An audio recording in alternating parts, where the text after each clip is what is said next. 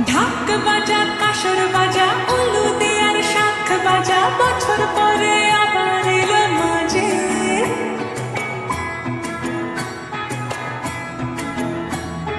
পুজো পুজো